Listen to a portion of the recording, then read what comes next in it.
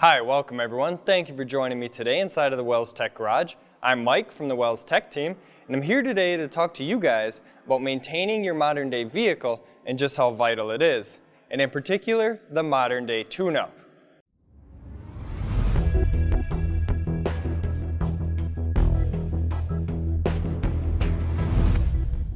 Now, I've heard a lot of reasons of why people don't perform that recommended maintenance. On one hand, they say it's too darn expensive, they just can't afford it. And on the other hand, they say, what maintenance? I don't have a check engine light on. Well, behind me here, guys, sits the perfect example of what happens when you don't perform that recommended maintenance. But before we get into that, I just want to take a quick stroll down memory lane. Now, my grandpa, when we talk about cars, he tells me how shocked he is at how very little his vehicle actually has to go into the shop nowadays. He tells me back in his day, every 12,000 miles, it was going in for the tune-up special. Now, we've all seen those advertisements. Head into Bob's for the $79.99 tune-up special. And back then, this was a really common thing. And you got a lot of components for your money. You got your spark plugs changed out, your air filter, breather filter, fuel filter, points and condenser, and a hookup to the engine analyzer to check your ignition timing, see if you need spark plug wires or a cap and rotor.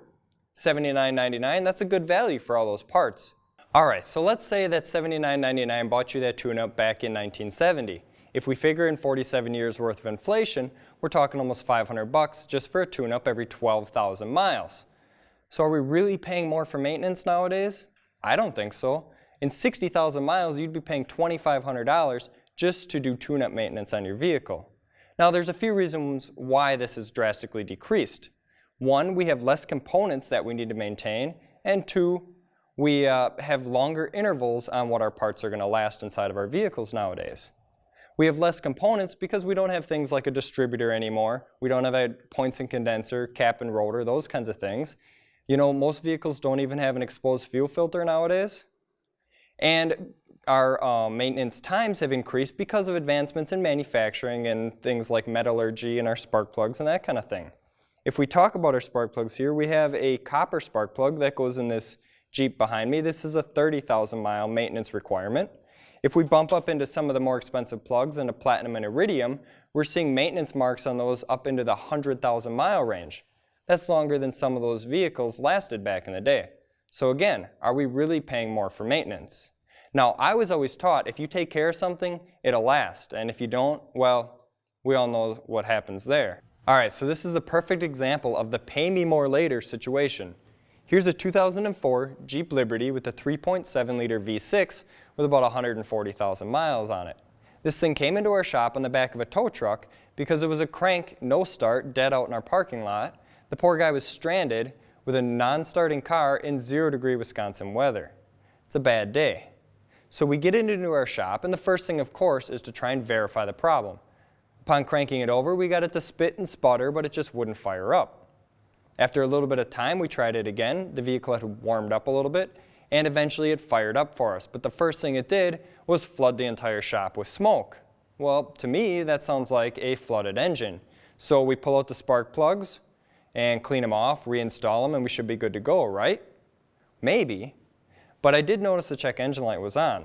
So as you can see, we have quite a few codes stored in the computer. A P0300 random miss, P2305 and 2314, a secondary ignition problem, and a 137 and 138 related to our O2 sensors.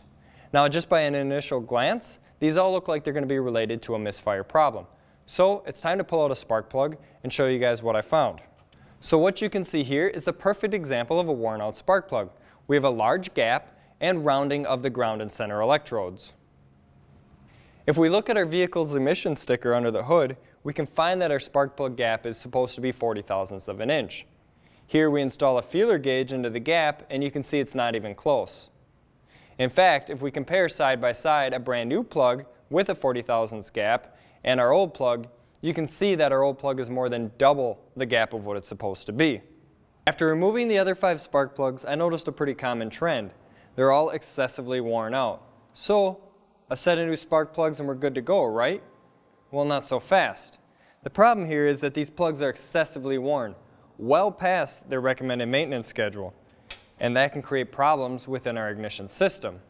Now, as the spark plug gap increases and wears, it takes more electricity to jump across that gap and create our spark. As that electricity ramps up, it creates heat within our circuit, and that heat is what can do damage.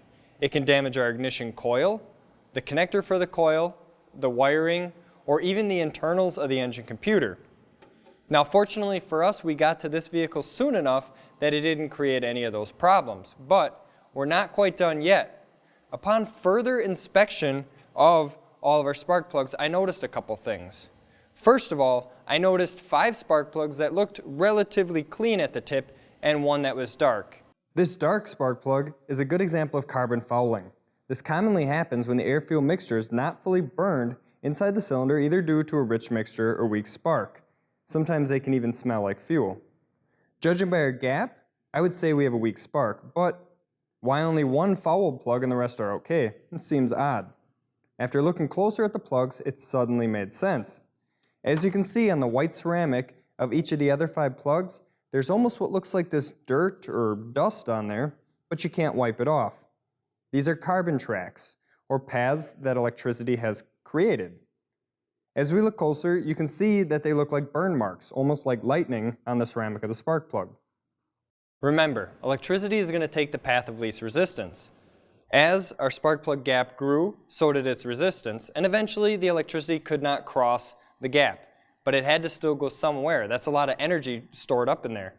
Unfortunately, it got to ground through the ceramic of our spark plug, shot right out of there. And that's why those look like burn marks, is because that's actually the electricity passing out of the side of the plug and through the block back to ground. But the problem here is this does not only wreck the spark plug, but it also wrecks what's connected to the plug, the ignition coil, or the ignition coil boot.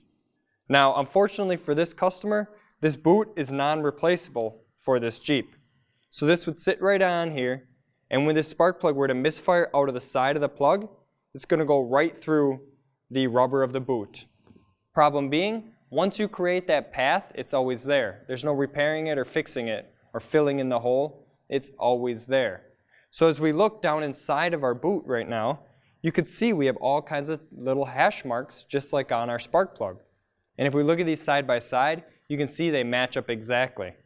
And so to properly repair this vehicle, it needed a set of spark plugs as well as an entire set of ignition coils. In a shop, this could have cost you over $1,000 worth of work. Not to mention what could have been. You know, we could have had a bad engine computer, or we could have had melted wiring or something in there that would just add to the charge. So, to sum this all up, guys, yes, maintenance can be expensive, but so is the towing bill, diagnostic charge, and all the parts replacements in the end for this poor customer. So, remember guys, if you take care of it, it will last. Can you really afford not to perform your recommended maintenance? If you're curious, take a look at your owner's manual. You can typically find that maintenance schedule towards the back of the book. Again, I'm Mike Becker from the Wells Tech Team. I appreciate you guys being there. If you like what you see, please subscribe, give us that thumbs up, comment in any comments or questions. I try to get out there to YouTube to answer them as often as I can. So again, thank you for being there, and we'll see you guys again next time in the Wells Tech Garage.